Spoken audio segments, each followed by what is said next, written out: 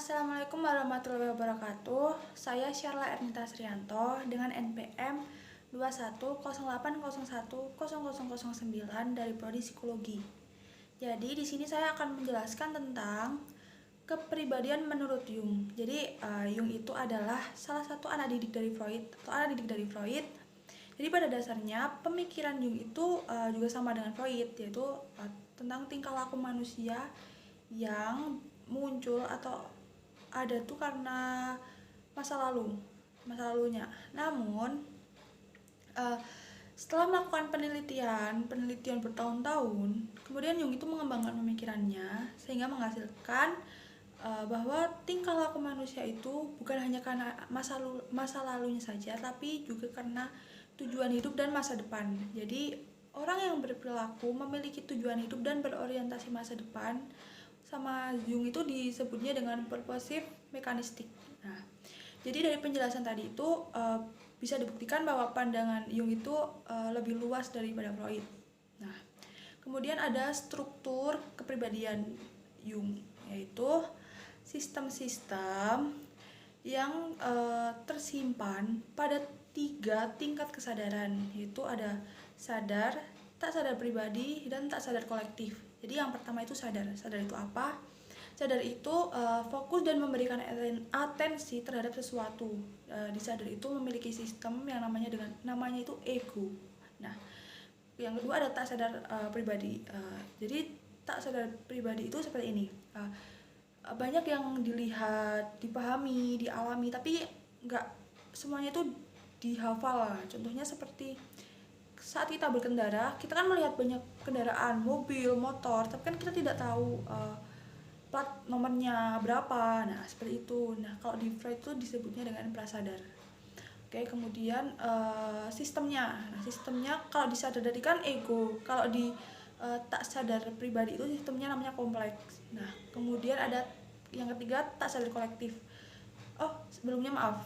Kompleks itu sesuatu yang ditekan oleh ego untuk tidak diingat. Nah, kemudian yang ketiga itu ada tak sadar kolektif. Tak sadar kolektif itu ingatan yang diwariskan oleh leluhur dalam wujud manusia atau binatang. Nah, bentuknya itu bukan memori atau ingatan, tapi kecenderungan untuk bertindak. Nah, seperti kalau kita sedih, nah kita tuh langsung menangis. Nah, tak sadar kolektif itu berisi tentang sesuatu yang otomatis dilakukan tanpa ada campur tangan pikiran, berpikir gitu. Nah, seperti tadi itu, sedih kita langsung menangis. Nah, seperti itu. Kemudian ada persona, anima animus, shadow, dan self. Nah, empat ini itu bagian dari archetype. Nah, archetype sendiri itu apa? Archetype itu adalah sesuatu yang ada di tak sadar kolektif, yang isinya tuh image, pikiran, persepsi, tapi itu semua tuh memiliki emosi yang besar. Nah, jadi archetype itu pengalaman-pengalaman yang membentuk sebuah kompleks. Nah, yang pertama akan kita bahas itu persona. Persona itu apa? Persona itu bagian dari archetype yang penting. Pentingnya itu karena persona itu bisa membentuk kepribadian dan tingkah laku manusia, tingkah laku kita. Nah, contohnya seperti ini. Kita orangnya cuek, kalau di rumah cuek, dingin kalau lagi sendiri. Tapi kalau kita di keramaian, di banyak orang, di keramaian lah, di luar gitu, kita tuh memunculkannya tuh yang sifatnya tuh yang sopan, santun, ramah. Nah, seperti itu. Nah, sopan, santun, ramah itu tadi tuh belum tentu tuh kepribadian kita yang asli. Nah, jadi tuh persona itu apa? Persona itu sesuatu yang ingin kita nampakkan dan dipersepsikan oleh sosial dan orang lain. Nah, seperti itu. Kemudian yang kedua ada anima dan animus. Jadi sebelumnya pada dasarnya itu menurut Jung, manusia itu biseks. Nah, anima itu apa? Anima itu archetype feminim pria. Nah, seperti ini. Jadi tuh seorang ayah yang memiliki sifat keibuan. Nah, kemudian yang animus itu archetype maskulin wanita. Nah, contohnya tuh seperti seorang wanita, seorang ibu yang bisa melakukan pekerjaan pria seperti memasang genteng, terus mengangkat galon. Nah, seperti itu. Anima dan animus itu ada di tak sadar kolektif. di alam tak sadar kolektif. Nah, kemudian yang ketiga ada shadow. Shadow itu apa? Shadow itu mencerminkan insting kebinatangan yang diwarisi manusia oleh evolusi makhluk sebelumnya. Kalau di Freud itu namanya insting kehewanan, yaitu yang luar biasa liar. Nah, jadi shadow itu kalau shadownya kuat, terlalu kuat itu nanti biasanya kepribadiannya itu menjadi tidak baik. Jadi harus ada pengendalinya. Nah, kemudian yang keempat ada self. Self itu memotivasi perjuangan orang menuju keutuhan. Nah, di sini yang dimaksud dengan keutuhan itu adalah antara shadow dan persona itu seimbang. Nah, seperti itu. Jadi garis besarnya kepribadian yang baik itu menurut Jung itu yang semuanya imbang. Nah, yang bisa membuat semua imbang itu ya self. Nah, jadi self itu ada di titik tengah antara sadar dan tak sadar. Jadi intinya self itu tuh penyeimbang semua struktur kepribadiannya Jung. Nah, oke, kemudian ada dominan, tersier, auxiliary, dan inferior. Nah, dominan itu apa? Dominan itu sesuatu yang sangat mempengaruhi kepribadian. Nah, menurut Jung itu gini, sifat manusia itu ada banyak, tapi kan tidak semuanya muncul. Nah, yang banyak itu namanya dominan, dan yang lemah tersimpan di tak sadar kolektif itu inferior. Nah, kemudian kalau tersier itu muncul tapi tidak terlalu dominan. Nah, tersier itu selalu ada di bawahnya dominan. Isinya itu hal-hal yang menonjol yang ada di diri kita. Ada 4, yang menonjol itu ada 4. Nah, pertama ada pikiran, kedua perasaan, ketiga penginderaan, keempat ada intuisi. Kemudian yang ketiga ada auxiliary. Auxiliary itu apa? Auxiliary itu fungsinya itu pelengkap yang akan mengambil peran superior jika fungsi yang paling dominan itu terganggu. Jadi auxiliary itu fungsi penyelamat. Jadi fungsi mengambil peran superior atau dominan, yang dimaksud di situ fungsi penyelamat. Nah, ketika fungsi dominan terganggu. Kemudian yang keempat ada inferior. Inferior itu fungsi yang paling tidak berkembang. Nah, inferior itu di refresh menjadi tak disadari, kemudian wujudnya itu nanti mimpi atau fantasi. Nah, inferior itu ada di tak sadar kolektif. Oke. Jadi 4 hal tadi, dominan, tersier, auxiliary, dan inferior itu 4 ini tuh menggambarkan posisi pikiran, perasaan, penginderaan, dan intuisi. Nah, oke. Selanjutnya ada dinamika kepribadian. Jadi dinamika kepribadian itu adalah adanya perubahan berpikir atau perilaku dari adanya perubahan stimulus. Nah, dinamika kepribadian itu ada 2.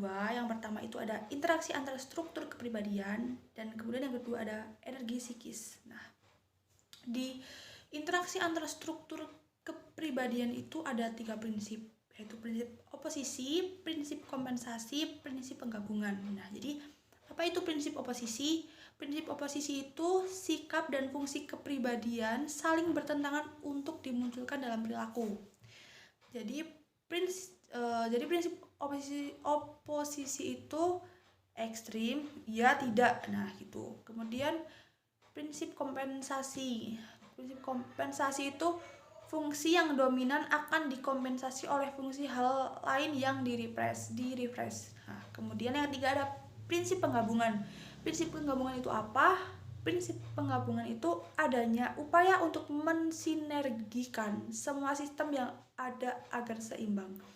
Jadi prinsip penggabungan itu seperti ini. Iya, namun tidak, akan tapi. Nah, kemudian energi psikis itu fungsinya untuk menjalani proses dalam struktur kepribadian. Kemudian nilainya banyaknya energi psikis yang tertanam dalam salah satu sistem kepribadian. Kemudian kesamaan dan keseimbangan, energi jumlahnya adalah tetap, tapi hanya distribusinya yang berubah. Kemudian tujuan penggunaan energi memelihara kehidupan dan pengembangan aktivitas kultural dan spiritual.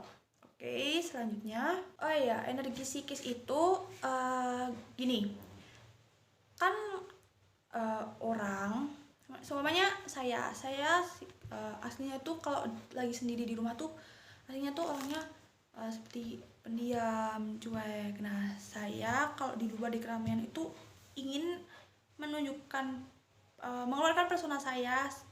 Jadi saya menjadi orang yang ramah, sopan, dan santun. Nah, itu kan kita lelah kan seperti itu, karena itu bukan kepribadian asli kita. Nah, tapi kita tuh bisa itu karena yaitu ada energi psikis, jadi bisa menjalani proses dalam struktur kepribadian seperti itu. Kemudian selanjutnya perkembangan kepribadian. Jadi perkembangan kepribadian itu ada dua. Yang pertama itu ada mekanik, purposif, dan sinkronisitas. Kemudian yang kedua ada individuasi dan transendensi. Jadi yang pertama mekanik, purposif, dan sinkronitas itu apa? Jadi manusia kan melakukan sesuatu karena adanya pengalaman masa lalu ya. Kemudian kan ia juga memiliki tujuan hidup dan dipengaruhi oleh masa depan. Jadi semuanya itu disinkronkan dalam sebuah keseimbangan. Nah, seperti itu. Kemudian yang individuasi dan transendensi itu tujuan hidup manusia itu kan mencapai kesempurnaan untuk realisasi diri. Nah, dikatakan mampu mewujudkan realisasi diri itu jika dapat mengintegrasikan semua kutub yang ada dalam struktur kepribadiannya. Jadi individuasi itu ada proses memilah, merinci, elaborasi aspek kepribadian. Kemudian transendensi itu ada mengintegrasikan apa yang sudah dipilih dan dirinci. Oke, kemudian ada yang terakhir, tahap perkembangan. Tahap perkembangan itu ada 4 ya, ada usia anak, pemuda, pertengahan, dan tua. Jadi yang usia anak itu ada anarkis, yaitu kesadaran sporadis. Kemudian ada monarkis, ini di monarkis itu sudah muncul ego. Nah, kemudian ada dualistik, sini tuh ego kompleks sudah berkembang lebih sempurna. Kemudian yang kedua di usia muda. Nah, di usia muda itu pubertasnya itu hingga usia pertengahan. Jadi fokusnya itu dalam pertemanan, kemandirian, pasangan hidup, karir, sama keluarga kecil gitu. Nah, kemudian yang ketiga ada usia pertengahan. Ini tuh usia pertengahan itu antara umur 35 sampai 40. Nah, di situ muncul orientasi spiritualisasi. Terus yang terakhir yang keempat itu ada usia tua. Jadi di sini tuh sebagian fungsinya bekerja dan kebanyakan fungsi yang berada dari kebanyakan fungsi yang bekerja di situ yang fungsi yang berada di ranah tak sadar. Nah, seperti itu. Jadi berikut tadi penjelasan tentang kepribadian menurut Jung. Maaf jika yang saya jelaskan itu kurang jelas atau ada kesalahan sengaja maupun tidak disengaja, mohon maaf. Terima kasih. Saya Syarla. Wassalamualaikum warahmatullahi wabarakatuh. Dah.